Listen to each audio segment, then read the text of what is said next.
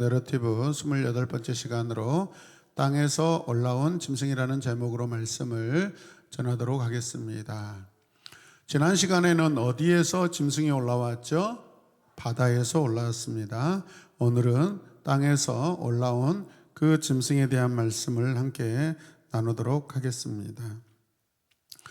땅에서 올라온 짐승은 겉으로는 어린 양처럼 보이지만 실제로는 용의 말을 하는 존재라고 성경이 기록하고 있습니다. 이해되십니까? 경건을 가장한 거짓, 신앙처럼 보이지만은 하나님 대신 다른 것을 경배하게 만드는 세력이라는 것을 우리가 기억해야 될 것입니다. 오늘 사도 요한은 이렇게 말씀하고 있습니다. 함께 읽겠습니다. 나는 또 땅에서 다른 짐승 하나가 올라오는 것을 보았습니다. 그것은 어린 양처럼 뿔이 둘이 있고 용처럼 말을 하였습니다. 지난 시간에는 한 짐승이 바다에서 올라왔는데 또 다른 짐승 하나가 땅에서 올라오는 것을 보았다라고 하고 있습니다. 이 짐승은 겉으로는 어린 양처럼 보입니다. 근데 실제로 누구처럼 말을 해요? 용처럼 말을 합니다. 즉, 겉은 아주 순해 보입니다. 그러나 그 내용을 들어보면 하나님을 대적하는 존재입니다. 겉보기에는 험레스, 해롭지 않아 보이는 것 같은데 실제로는 어때요?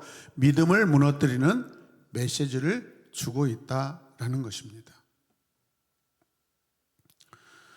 땅에서 올라온 짐승은 그럼 우리는 어떻게 해야 될까요? 먼저 겉모습보다 말의 방향을 우리는 분별해야 합니다. 함께 고백합시다. 겉모습보다 말의 방향을 분별해야 합니다. 네, 11절 말씀 보시면 그것은 어린 양처럼 어린 양과 아주 비슷하지만은 그래서 뿔이 둘이 있다라는 거예요. 그런데 다른 게 뭐예요? 용처럼 말을 하고 있다는 것입니다. 이 짐승은 언뜻 보면 어린 양처럼 보이기 때문에 무서워요? 무섭지 않아요? 무섭지 않습니다. 오히려 사람들에게 굉장히 친근히 다가옵니다. 굉장히 부드럽게 다가옵니다. 하지만 그 말은 결국 하나님에게서 멀어지게 하고 있다는 것입니다. 예수님 말씀하십니다. 마태복음 7장 15절에 함께 볼까요?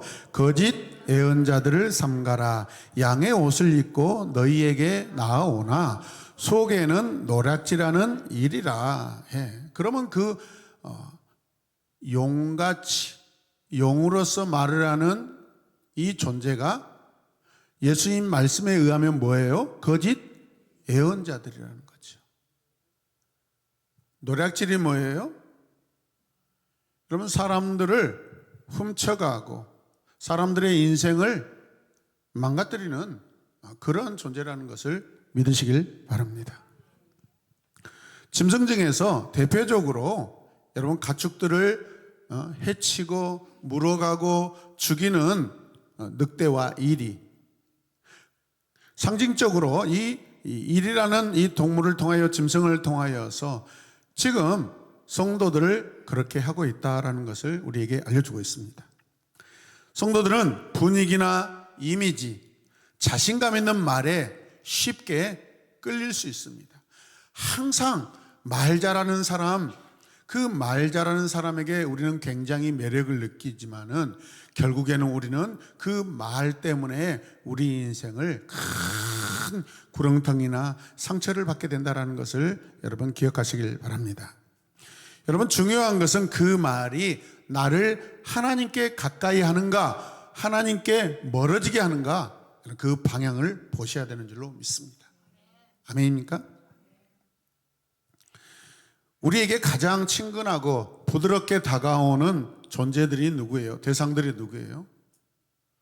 때로는 자녀일 수 있고요. 때로는 부모일 수 있고 때로는 가장 믿고 신뢰하고 가까이 지내는 친구일 수 있습니다. 직장에서는 내가 존경하는 직장 상사일 수 있습니다. 겉은 양인데 대화해 보니까 드래곤인 거예요. 함께 고백해요. 드래곤이다. 본문이 딱 그 이야기를 하고 있습니다, 여러분. 그래서 화려한 기적이 진리로 인도하지는 않는다라는 것이요. 영은요, 어마어마하게 큰 힘을 가지고 있습니다. 신비한 그런 짐승입니다. 그렇기 때문에 여러분, 이 세상에서 기이한 기적을 나타내는 존재일 수 있다는 것을 기억하시길 바랍니다. 자, 말씀이 그렇게 증거하고 있어요. 13절 함께 큰 소리 읽겠습니다. 또 그 짐승은 무엇을요? 큰 기적을 행하였다라고 하고 있습니다. 이런 큰 기적을 통해서 사람들이 막 몰려가기 시작합니다, 여러분, 신천지, 개천지, 이만희, 개만희, 그 사이비 이단 집단에서 여러분 신비한 그런 일들이 일어날 거 안 일어날까요? 일어납니다. 저는 몇 년 전에 저는 특별히 이슬람 국가에서 적어도 한 4년 동안 제가 엔지니어로 이렇게 근무한 적이 있는데, 이슬람 무슬림들이 그들이 그 알라의 이름으로 예배하는 그런 곳에 모스지크에는 제가 들어가 보진 않았지만은 영상을 보니까 거기에서도 그들이 집회하는데 방언도 하고요, 막 신비한 어떤 이적도 일어나더라고요, 여러분.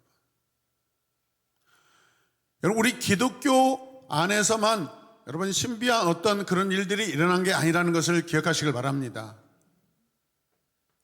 그러나 이 기적이 여러분이 향하는 방향이 하나님인지 사탄에게인지 그것을 분별해야 되는 줄로 믿습니다. 14절 말씀 또 보십시오. 그 기적들을 뭘로? 미끼로 해서 미혹하였습니다라고 하고 있습니다. 여기서 미혹이라는 것은 길을 잃어버리게 하는 것이고 빗나가게 하는 것이고 또 잘못된 길로 방향을 잡는 것입니다, 여러분. 이 짐승은 놀라운 일을 보이지만 목적이 분명합니다. 뭐예요?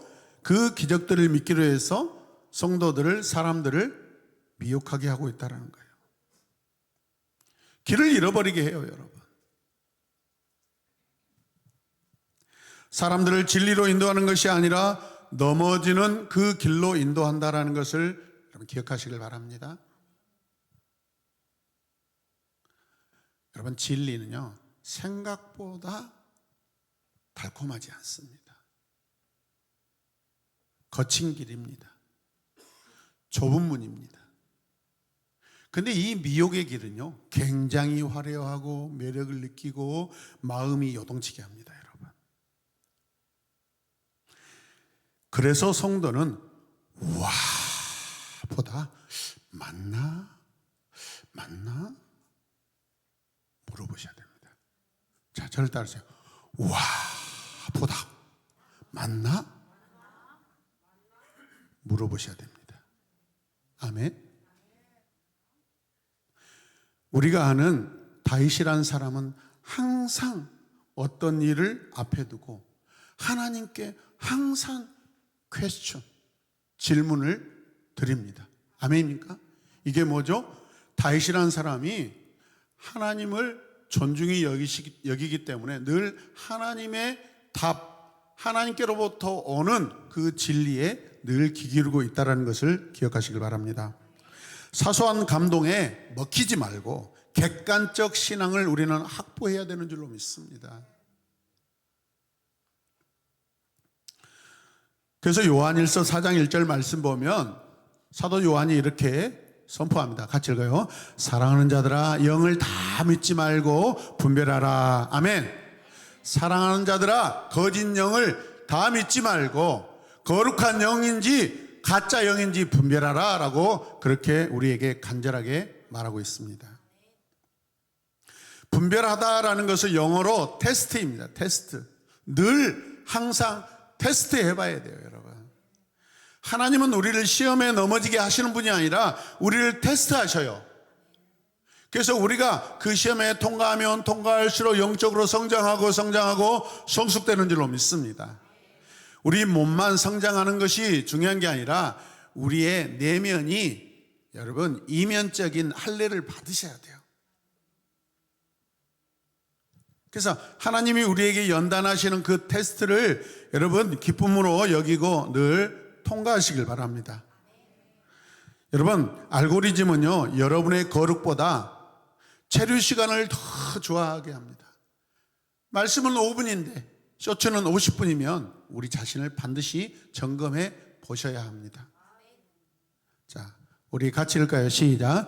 알고리즘은 나의 거룩보다 체류 시간을 더 좋아합니다. 말씀은 5분, 쇼츠는 50분이면 나 자신을 점검이 필요하다.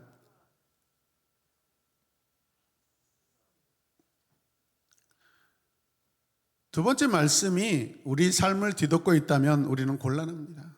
곤란한 상태예요. 그 다음에 짐승의 목적은 예배를 빼앗는 것입니다. 땅에서 올라온 짐승의 목적이 뭐예요? 예배를 빼앗는 것입니다. 내가 하나님께 드릴 예배를 빼앗는 것입니다. 믿으시면 아멘. 여러분 누가 나의 예배를 지금 빼앗고 있습니까? 내 자신입니까? 아니면 내 감정입니까? 내 판단입니까? 아니면 어떤 누군가의 어떤 영향을 받아서 지금 영향을 받고 있습니까?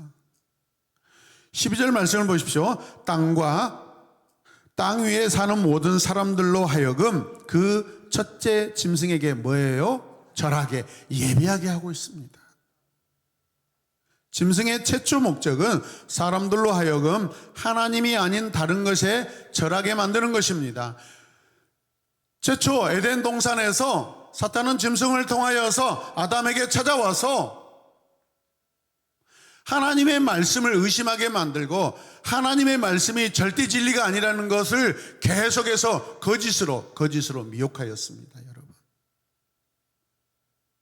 여러분, 그렇게 좋은 하나님이시며 아담 너에게 다 허락하고 먹으라고 했는데 왜 그걸 허락하지 않겠어? 그건 하나님이 진짜 너를 사랑하시는 게 아니야 라고 그런 거짓으로 비진리로 유혹한 줄로 믿습니다. 오늘날 우상은요 여러분 어떤 모양으로만 오지 않습니다. 특히 이 시대에는요 어떤 신념이나 지식이나 여러분 문화 그리고 보이는 무형적인 그런 영상을 통해서 여러분 성도들을 미혹하는 줄로 믿으시길 바랍니다. 특별히 우리는 관계를 의심해 보아야 합니다. 관계, 릴레이션 우상이 요즘에는 너무나 심합니다. 이게 무슨 뜻이에요? 지나치게 사람을 의존하고 있습니다. 반드시 나는 하나님 앞에서 내 자신의 내 신앙의 셀프 컨트롤이 필요한 줄로 믿습니다. 나의 지각, 나의 감각, 나의 판단 없이 맹목적으로 그냥 여러분 그냥 우상적인 관계에 빠지면은 내가 없어지는 거예요. 하나님이 정하신 하나님이 창조하신 나를 찾으셔야 돼요, 여러분. 할렐루야. 그 다음에 자기 이미지, 셀프 이미지 우상이 있는데요. 이게 무엇이냐면 자기 애착에 빠진 사람들입니다. 자기 만족이 강해요. 자기 칭찬이 강해요. 자기는 다 잘했다고 이야기해요. 그런데 여러분, 그 자기 자신을 비우지 않으면 하나님과 멀어지게 된다는 것을 믿으시길 바랍니다. 좋아 보이는 그 만남을 경계해야 돼요. 예배 끝나고 당장에 지금 달려가고 싶은 마음들 있죠. 당장에 예배 끝나고 누구를 만나고 싶죠. 여러분 그거 점검해 보셔야 합니다. 스스로 만족하게 하는 것을 우리는 조심해야 됩니다. 아멘. 우리는 스스로 만족한 자가 아닙니다. 하나님으로 만족하는 자입니다. 예수 그리스도로 만족하는 자입니다. 성령님으로 우리는 만족한 자입니다. 내 스스로 만족한다는 것은 여러분 이게 곤란합니다. 우리 스스로 만족할 수 있는 존재가 아닙니다. 여러분. 예수님 또 말씀하셔요. 마태복음 6장 21절 우리 함께 읽겠습니다. 내 보물이 있는 그곳에는 내 마음도 있느니라. 아멘. 내 친구가 있는 그곳에 내 마음도 있다. 내 사업이 있는 그곳에 내 마음이 있다. 네가 좋아하는 그 취미생활이 있는 그곳에 네 마음이 완전히 그냥 빼앗겨 있다. 내 마음과 시간과 에너지를 가장 많이 가져가는 것이 내 예배 대상이 될 수 있다는 것입니다. 그런데 그 내 예배는 하나님께 예배가 아니에요, 여러분. 하나님의 예배와 내 자신의 예배를 여러분 반드시 구별해야 되는 줄로 믿습니다. 내 보물이 내 마음으로 바뀌지 않아야 합니다. 내 마음이 내 보물이 되지 않도록 하셔야 됩니다. 내 마음은 하나님의 것입니다. 내 가장 큰 보물은 예수 그리스도입니다. 할렐루야. 성경의 앱보다 배달 앱을 더 많이 열고 있다면 예배의 대상이 조금 기름져져 있을 수 있다는 것을 경고받으시길 바랍니다. 여러분, 세상은 타협하지 않으면 불편하게 만듭니다. 그 용이 성도들을 가만두지 않습니다. 사람들을 가만두지 않습니다. 자, 17절 말씀 함께 읽겠습니다. 아무도 팔거나 사거나 할 수 없게 하였습니다. 강력한 통치가 지금 일어나고 있습니다. 삶을 제한시키고 있습니다, 여러분. 내가 선택할 때 여러분 우리는 불편해야 합니다. 내가 어떤 것을 선택할 때 너무 쉬우면 이런 거 의심해 보아야 됩니다. 진리의 길은요 쉬운 길이 아닙니다. 여러분, 사망의 길은 굉장히 선택이 쉽습니다. 내가 선택할 때 쉬워서는 안 돼요. 불편하셔야 돼요. 불편하면 어떻게 돼요? 우리는 진리인가 확인하게 됩니다. 그때 우리의 지각을 사용하는 거예요. 짐승은 타협하면 편하게 해주고 거절하면 불이익을 줍니다. 이해되십니까? 오늘도 비슷합니다. 마음 지키면 유난스럽다고 합니다. 정직하면 손해본 것 같다고 그렇게 들려옵니다. 예배 우선하면 현실감 없다고 이야기합니다. 하물며 교회 안에서도 그렇습니다. 자녀들에게. 이때 우리 주님은 어떤 말씀을 하셔요? 누가복음 9장 23절 함께 읽겠습니다. 누구든지 나를 따라오려거든 자기를 부인하고 날마다 제 십자가, 자기 십자가를 지고 나를 따를 것이니라. 아멘. 한 번 더 읽겠습니다. 누구든지 나를 따라오려거든 자기를 부인하고 날마다 자기 십자가를 지고 나를 따를 것이니라. 여기서 나가 누구예요? 예수 그리스도이시죠. 성도는 편안함보다 충성을 선택하는 사람입니다. 주님, 우리를 이 땅에서 주님의 피 흘리심으로 말미암아 우리를 자녀로 부르시고 제자로 부르실 때 우리에게 그냥 막무가내 편안한 삶을 살게 하시려고 부르신 게 아니에요, 여러분. 그 주님이 피 흘려서 죽기까지 하시면서 전하고자 하는 생명의 말씀, 영혼 구원을 위하여, 그 충성의 일을 위하여 우리를 부르신 줄로 믿습니다. 십자가는 내 죄에 대한 나의 죽음이에요. 십자가는요, 내가 죽은 거예요. 내가 죽어야 될 자리를 주님이 죽으신 거예요. 내가 죽어야만 많은 열매를 맺습니다. 내가 죽어야만 많은 열매 맺히리. 주와 함께 영원히 살아야 되는 줄로 믿습니다. 내가 죽어야만 주님과 살 수 있습니다. 나는 죽은 자였는데, 죄에 대하여 죽은 자인데, 우상에 대하여 죽은 자인데 지금도 살아있으면 어떻게 합니까? 그래서 중요한 것은 오늘 본문 말씀 보니까 숫자가 나오는데 666입니다. 이 666보다 누구의 소유인가가 중요합니다, 여러분. 오늘 마지막 말씀 함께 읽겠습니다. 크게 읽어요. 그 수는 666입니다. 아라비아 숫자로 말하면 뭐예요? 666이죠, 여러분. 한때 한국교회도 이 666을 해석하지 못해가지고 별 그런 추측과 연구를 많이 했었습니다. 666에 대한 여러 해석이 있습니다. 헬라어로 로마를 라테이노스라고 하는데, 여러분 이 글자를 숫자화시켜서 합쳐보면 666이 돼요. 히브리어로 네로 가이사라를 합해보면 뭐가 돼요? 666이 돼요. 그러니까 666이라는 것은 결국 뭐예요? 로마라는 강력한 그런 나라이고 또 그 나라를 통하여서 온 세상을 여러분 지배하려고 하는 누구예요? 네로 가이사. 당시에 그렇게 해석하였습니다. 그럼 이 시대는 뭘까요? 이 시대는 뭘까요? 저는 이 시대는 물질이라고 생각해요. 명예라고 생각해요. 한편으로 유튜브라고 생각해요, 여러분.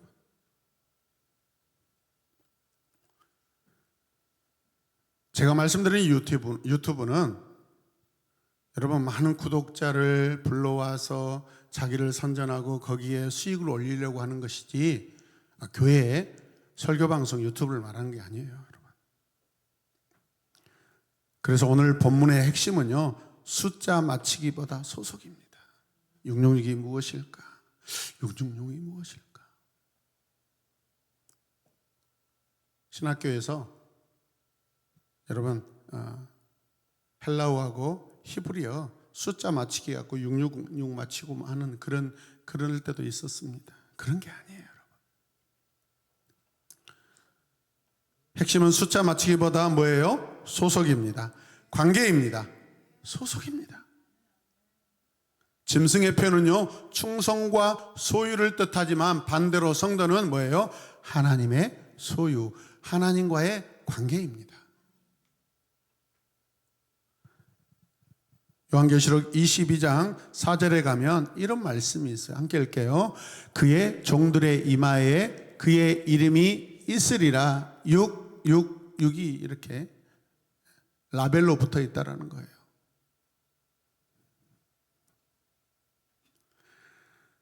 이사야 43장 1절 말씀 보면 하나님이 이렇게 말씀하십니다. 뭐라고요? 너는 내 것이라.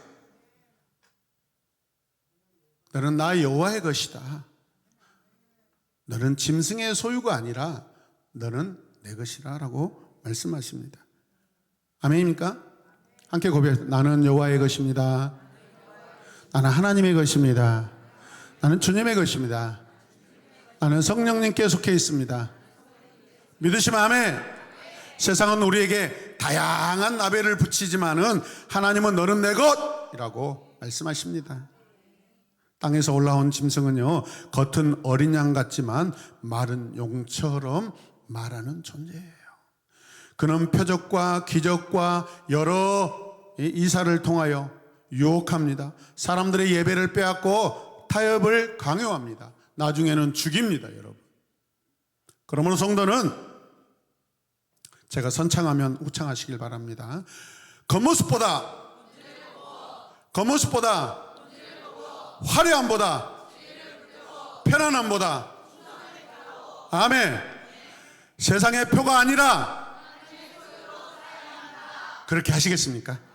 아멘.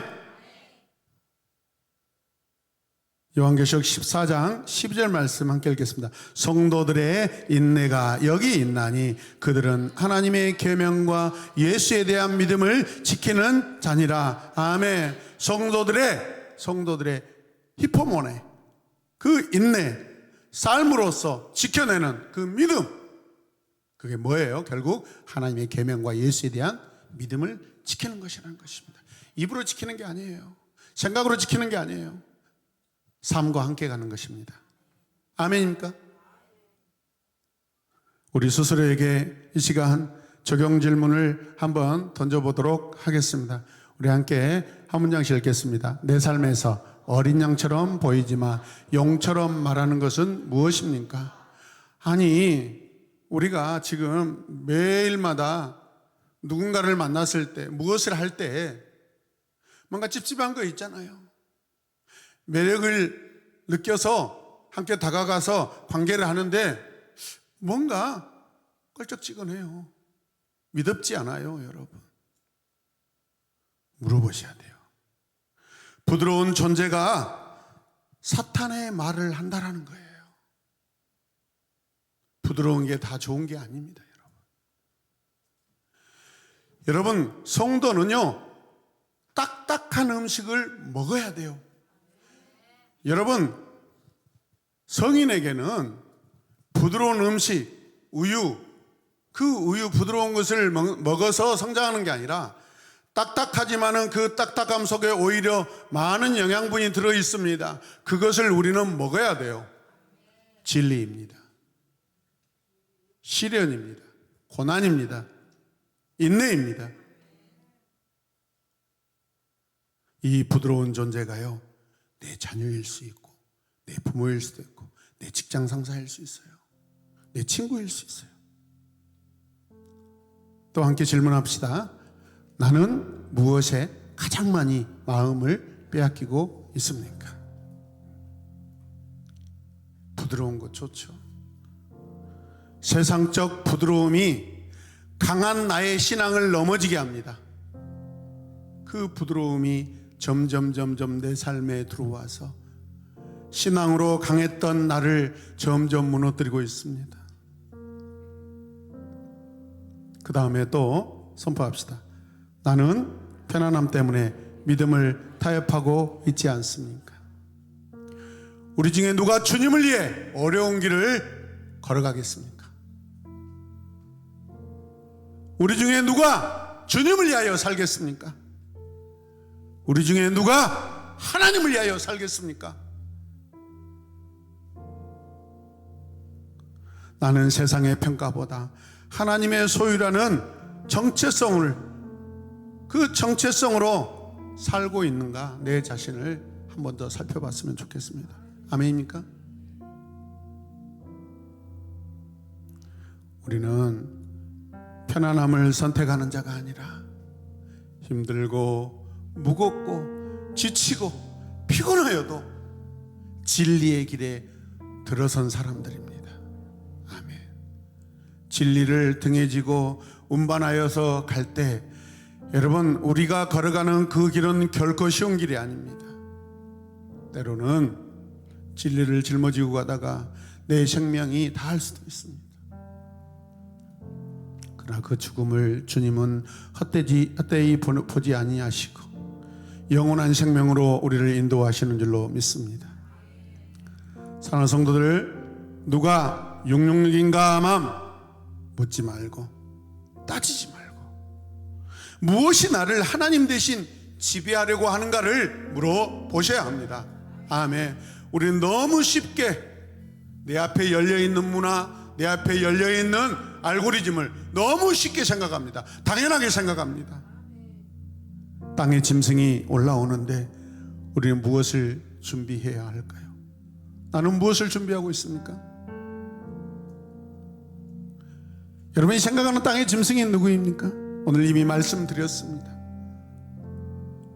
우리가 할 수 있는 것은 상황에 대한 준비가 아니라 하나님과의 관계를 높이는 것인 줄로 믿으시길 바랍니다. 이단 감별사보다 누가 더 하나님을 사랑할 것인가, 나의 마음이 거기에 있기를 원합니다. 우리 시간 함께 기도합시다.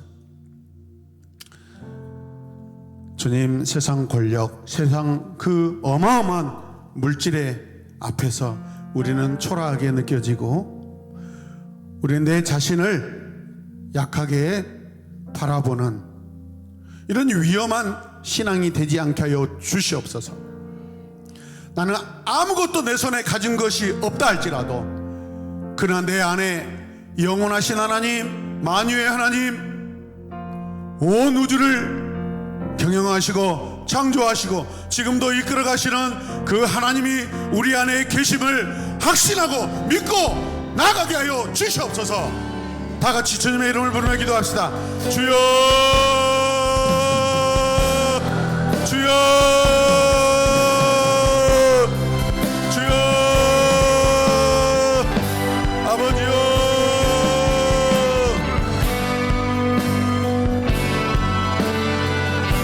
주님, 나는 또 땅에서 다른 짐승 하나가 올라오는 것을 보았습니다. 그것은 어린 양처럼 뿔이 둘 있고 용처럼 말을 하였습니다.